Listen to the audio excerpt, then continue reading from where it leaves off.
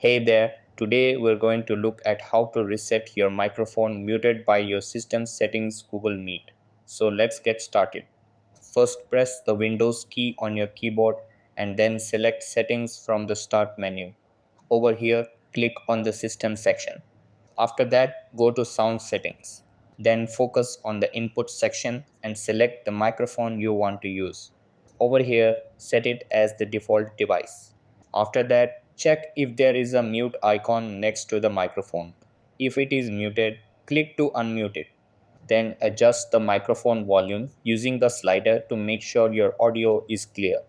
Over here, also check your browser permissions and allow access to your microphone for Google Meet.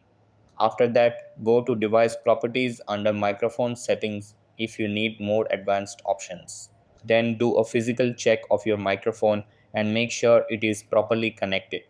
And that wraps it up. Appreciate you watching. See you in the next